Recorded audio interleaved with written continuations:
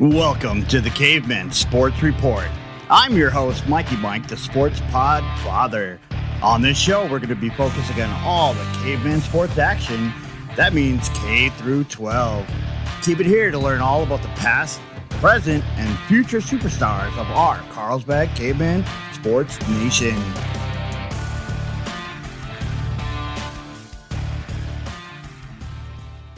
You're listening to the Sports Report. I'm Mikey Mike, the Sports Podfather, here to give you all the insights into Caveman sports and introduce you to the 2024 Carlsbad Caveman sports team. This week, it's all about baseball, baby. We're all over the Carlsbad players and the fans, and we're getting ready for the big game this Friday night. I want to bring all the energy and excitement directly towards you because you are the brand new head coach for our varsity baseball team here inside Carlsbad High School. You're listening to the Sports Report. I'm Mikey Mike, the Sports Podfather, here to give you all the insights into Caveman sports and introduce you to the 2024 Carlsbad Caveman sports teams. This week, it's all about baseball, baby. All over Carlsbad, players and fans are getting ready for the big game. You can almost hear the sound of the bats cracking, umps calling it like they see it, and the sound of children stomping up and down those bleachers. And, of course, we can't forget about the aroma in the air of those freshly cooked hot dogs on the grill. Joining me today inside the KCCC bullpen is Carlsbad's new varsity baseball head coach, Mike McGaha. Coach McGaha, how are you? And thank you so much for coming in today. Thanks for having me. I'm excited to talk baseball. But I have to tell you, man, I'm not sure I like the sound of the calls that I've been seeing a few times here, and the smell of the hot dogs. It's more like jalapenos around here. Very much so, very much so. They're really big on those jalapenos here. Now, Coach, we're going to briefly touch on our Caveman varsity baseball team. As of today, they're what, 10-6? Yeah, we had a little bit of a tough start. We went 1-4 to start the season and started off pretty early. We had tryouts. I think they ended on the 8th, and we ended up getting on the field against another opponent on the 10th or the 11th, and then only had about 3 or 4 days to have true practice, and we started a little bit rough. I think we started 1-4, went on a tear for a little bit, and then matched up with the number 1 and number 2 ranked teams in the state. Lost our last 2 games against Rio Rancho, who was ranked number 2, and we had a chance in that game late. It was a 1-run game going into the bottom of the 6th, and we gave up home run, went to the bullpen, the wheels came off, and matched up with the Cueva, who was ranked number 1 in the state the next day, and had them down 4-3 with 2 outs in the 7th, and they ended up tying it up, and we went to extra innings and lost it in the 10th on a walk-off by a left-handed hitter. So it was a little bit of a rough start, but we've gotten better, and we're ready to make a run. Heck yeah. I know, Coach, those Artesia Bulldogs this Friday night at 5 p.m. are getting a little nervous here, coming with their 6-10 record against your 10-6 record. It's kind of backwards there. Having their straight third loss handed to them. I think it was the Roswell Coyotes that beat them the other night. But I looked at the box score, and don't let it fool you. I mean, number one, I don't know anything about Roswell High, so they could be very good. But Artesia has a really good arm that didn't throw against them. I think he's one of the better arms in the state. His name is Byers. I'm not sure of his first name, but I'm sure that they're going to unwrap him again for us, and he kept us on the ropes early in the game the last time we played him quite a bit, and I thought he's one of the better kids in the state, if not the best kid in the state in his classification. So we're going to have our hands full. They definitely aren't that impressed with us. Their record's deceiving. They had a lot of kids play basketball and all that, so we don't overlook them at all. Okay, well, now, Coach, we're going to put the kiddos on the side for a minute. I want to bring all that energy and excitement directly towards you for a moment, because you are the brand new head coach for our varsity baseball team here at Carlsbad High School. And I wanted to play a little verbal catch with you today, and let's get the fans, let them get to know you. Let's kick the show off with an introduction from all the coach. Sorry. Yeah, you're all right, man. Let's kick the show off with an introduction from the coach. Tell us a little about yourself. This is my 27th year coaching. It's my 25th year as a teacher and a coach. I graduated from Eastern New Mexico University. I'm a Greyhound. I was part of the first inaugural class, baseball class there. They called us the Sod Layers. Not really a glamorous title. We weren't very good, and we got we got beat up pretty good my first couple of years there. But anyways, I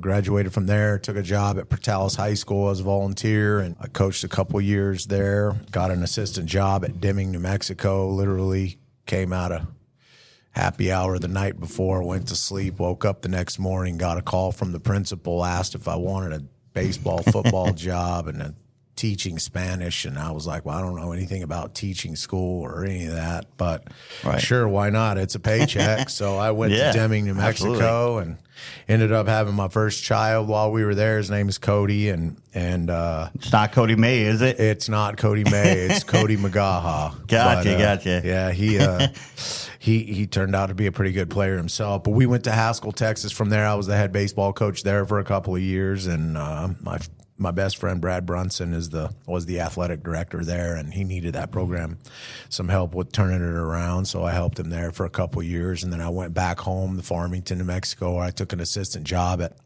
Farmington High School. Kind of had a 5-year plan that turned into 7. You know how that works. And Absolutely. got offered the head job at Piedra Vista High School across town, which needed some rebuilding. Well, not rebuilding, but they needed to get over the hump a little bit. So I was told. So I took the challenge, went across town, and had a pretty good run there for 9 or 10 years, and then had an unforeseen incident in my family situation and ended up moving to Albuquerque, New Mexico, where I took an assistant job at La Cueva High School, which you all know is a storied program in the state. I was fortunate to get an opportunity to experience that as an assistant coach. I worked for Gerard Pineda there. And then of course, now landing in Carlsbad, I feel like, honestly, in my opinion, there's probably only about maybe 2 other programs. I know I'm going to slight somebody, so hopefully the coaches in the state don't listen to this, because I think probably Rio Rancho and maybe El Dorado are the only other 2 programs that could even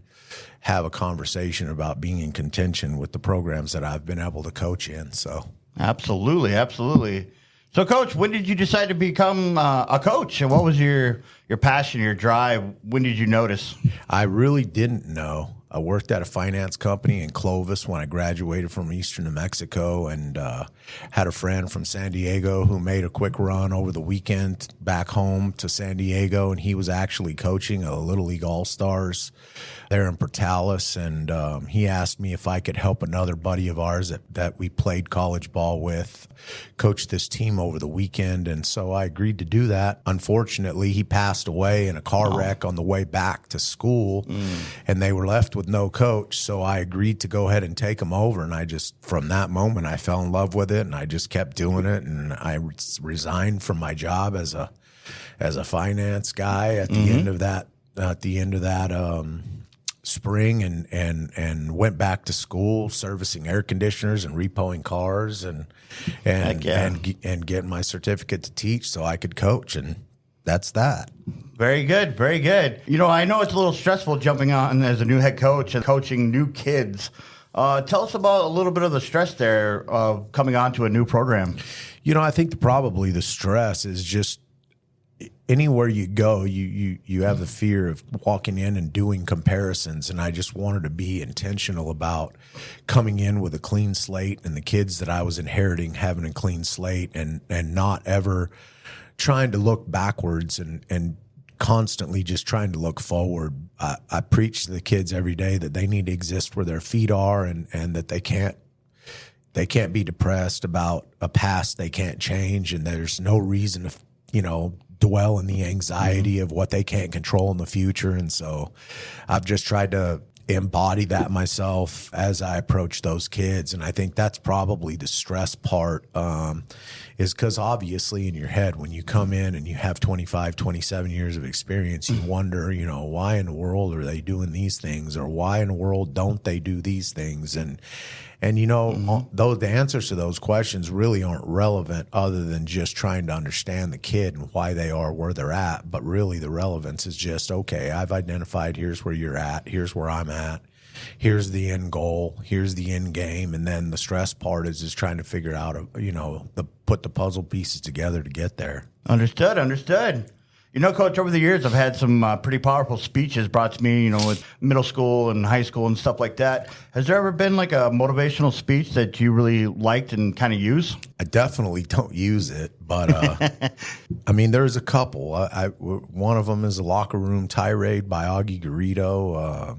It's just basically it's F-bomb laced, and it's one of those where he calls out all the prima donna kids and all the prima donna parents and all the softies and tries to bring them back to the to the old school roots of the game and make them understand. And that was a pretty powerful speech, I think, to most coaches in my probably generational perspective. The other thing, obviously, though, too, is your foundation. And so, I'm an avid Bible reader, and so there's quite a few speeches, so to speak. Yeah, no, I understand. Yeah, Scripture is key to life right now, so that's a good thing. Yeah, that I try to stand on those things. But as far as what I preach to the kids, we have a Caveman creed that we use, and we read and recite it every day, and we use it for everything. We use it for our accountability factor. We use it for our goal focus. We use it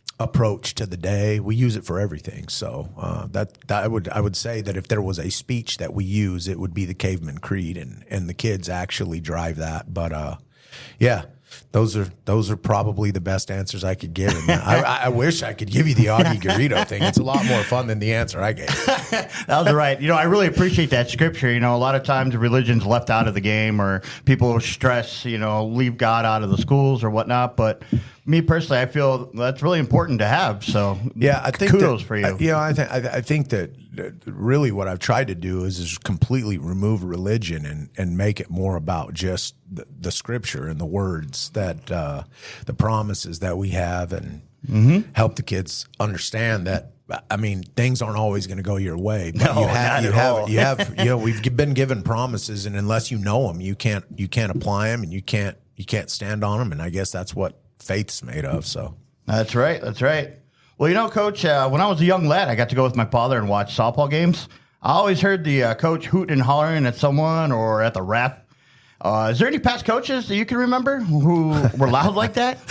Well, I'm sure that if any of my previous players listen to this, they'd probably say that was me. But even better. I think that, for me personally, saying that when I graduated from Eastern New Mexico, I went to Eastern New Mexico, and I don't know if anybody listening knows Phil Claybaugh, but Phil Claybaugh was a tyrant, and he literally would try to fight umpires and players and fans. Oh my goodness! And everybody, and he was quite a character. He was a colorful dude. He was our coach, and on one hand, you were proud to have him because he knew he knew you'd get in the pit with you. But on the other hand, you weren't really too happy to see him coming whenever he was unhappy, and there was a lot of grass out in front of us that we were going to have to cover, and we are going to have to spill our puke on it.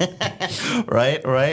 I really miss the old ways of playing baseball. Nowadays it's a lot of just new ways, new things. Kind of like the kids in the movie Sandlot. I like that type of play. What do you miss from back in your younger days?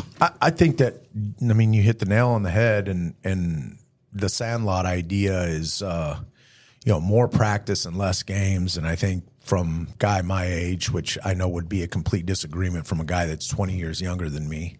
But club baseball and not playing with your high school teammates in the summer, I call them Twitter hitters, guys that are just showing off, velocities on Twitter or their swing mechanics on Twitter. Or oh my gosh! The gimmicky programs that guys are making tons of money off of, promising increased velocity, but really the outcomes are just injured arms and things like that. That I think probably just getting back to the old way of let's have 10 practices in one game instead of 10 games in one practice. I think for me is the way I look at it, and that's what I miss about baseball. Heck yeah. Coach, a lot of these kids do multiple sports throughout the school year. How do you motivate them to use what they learned in the other sports into your sport?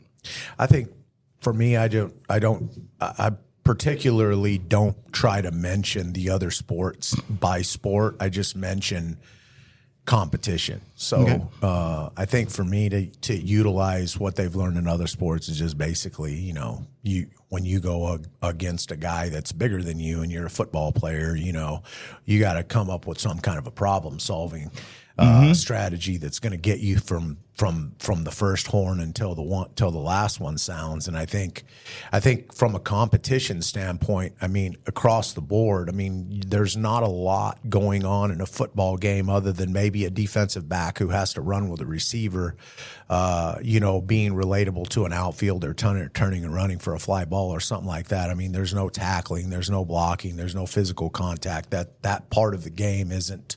You can't make it relatable because it's football is a contact sport and baseball is a mental sport, and so when you start trying to compare, it doesn't resonate with kids. So I really try to just keep the focus on competition is good, regardless of what it is. Football, basketball, baseball, wrestling, whatever it's soccer, whatever it is, whatever the competition in that sport is, we try to carry it over. Literally we have batting practice and guys don't consider batting practice competition, but we do. Our coaching staff considers batting practice competition. If we set a machine up and its focus is, the outer third of the plate or whatever, you're basically competing against the machine in the outer third of the plate to try to get your numbers up. And so for us, it's how well do you compete?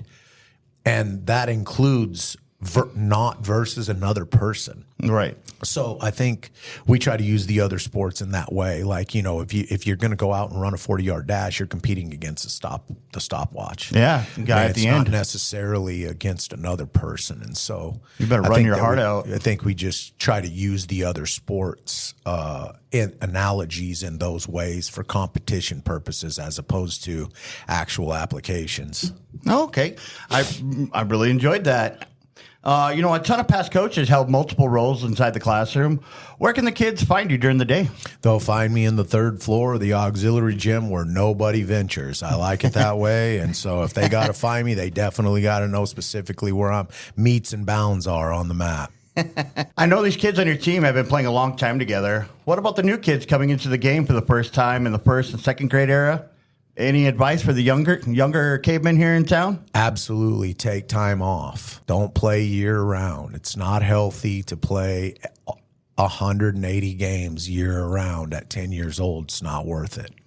They're going to burn out and they're going to break. That's all there is to it. They need to take time off. They need to go on vacation with their family. They need to play football. They need to play basketball. They need to play soccer. They need to go run around. They need to ride their bike and jump ramps. They need to get off the video games and off the cell phone. And they need to get off of the baseball field for months at a time. They don't need to play baseball year round just because everybody else in the country says that's what they're doing. It's not true. That's good. I like your philosophies and your mind here. A lot of people enjoy what they do, and it truly feels like you do too. Any thoughts about taking your coaching game pro? Maybe we can see you in the future, maybe for the Minnesota Twins?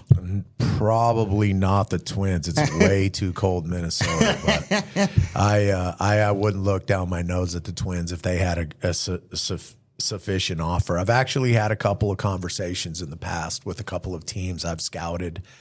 I've done some bird dog work for the Yankees and the White Sox, and I was an associate with the Rangers and the Braves, and I have a couple of friends that coach in the Padres organization, and actually the Brewers had a guy, the pitching guy who's not anymore, but had another guy pitching guy with the Indians, and I've had a few conversations, but to be honest with you, I'd have to take more than a 50% pay cut from what I'm currently doing to go take one of those jobs, and I can't afford to live in Phoenix and and be a roving hitting guy for for the rookie league at $42,000 a year or whatever it is. I mean, and those guys, it's a young man's game, and we kind of talked about some of the things that I don't like about the game anymore. It's a lot more about data and putting together paper and leaving it on somebody's desk so that they can see what Juan Batista's exit velo is, and his attack ratio is, and all of those kinds of things, and then go to the cage and try to fix those things, which isn't beneath me at all. It's just I don't know that my mindset is built for that. I'm more of I'd rather throw BP and swing fungos and talk guys through situations and all that. So I'm not necessarily sure that I'm cut out for the pro game. I think probably the college game would suit me better. But you know what? I really enjoy what I'm doing at the high school level. I've been a high school coach my entire career. I like that age group. I feel like those kids are looking for help, and I feel like whenever you can actually help them, they're real bought in. And I think that beyond that, even at the college level, I think there's a little spillover there, but I think those kids are set in their ways already, and you're not going to make as big of an impact on their playing ability as you do in high school. And so I really enjoy that part of the game because teaching is probably my favorite part of it. So after hitting the batting cages all day and reassuring everyone their hand-eye coordination is still intact, how do you relax after the hard day? I don't really necessarily know that I do. I think I go home and I play tug of war with the dog, and I spend a little time with my granddaughter before she goes to bed, and I try to get in the weight room as often as I can at that time of the day, and eat dinner with my family and some of those things. So I don't know that there's much downtime, man. It's going to be until summer, until I can scoot up to some place with an umbrella and a drink and look out, and my sunglasses just sitting there. Absolutely. I know a lot of behind the scenes happen, at the games with the vendors and whatnot. I wanted to mention, is there anything that people can volunteer to help for at the high school? Oh, man, there's as far as we go, I mean, we always need people to help with the scoreboard. Obviously, contact the athletic directors there at Carlsbad High School, who do a phenomenal job. Larry Galindo and Greg Haston do a great job there. Obviously, any type of facilities improvement requires some fundraising and actually, community volunteer work to get some of that stuff done. And obviously, anybody that wants to do anything like that could go through me.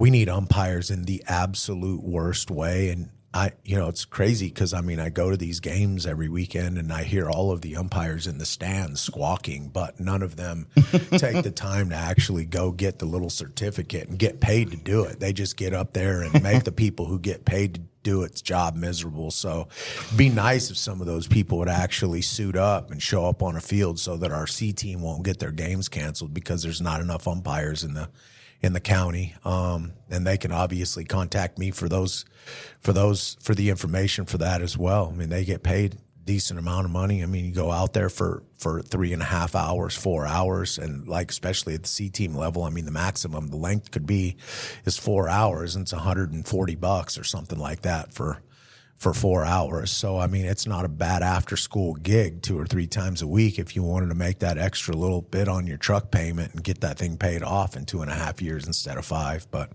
that's just me. I don't know. That's the kind of things that I would do. Yeah, no, that completely makes sense. And I hope a lot of the Carlsbad fans here are listening to that. And, we have a lot of people that are interested in the baseball program and they want to help. So, well, Coach, it's the bottom of the ninth and, it's finally come around. And you, sir, are up to plate with the bases loaded. Any words of wisdom to hit that grand slam and bring your boys home with a victory? I mentioned the Caveman Creed earlier, just that, man. I mean, and I'll go ahead and just give it briefly. I won't give the entire thing, but it's an acronym for Caveman, and so the C stands for committed, and the A stands for accountable, and the V stands for value the needs of others, and the E stands for exist where your feet are. The M stands for maximize your opportunities. The next E stands for earning your keep, and the last one is to never compare or complain. Obviously, each one of those has a detailed explanation and a definition that we created as a program that we recite and we stand on and we use to direct our path and all of those things. But yeah, that's my advice. And then the only other last thing is based on the situation that I went through a few years ago with my younger son. man, you're not guaranteed tomorrow, so don't waste today. Absolutely. I completely agree with you on that. That's great. Thank you for coming in today, and thank you, Caveman fans, for tuning in today to the new Sports Report here on KCCC 9:30 a.m. I'm Mikey Mike, the Sports Father, reminding folks, even Chewbacca made it to the big leagues. He won Rookie of the Year. Thanks for having me.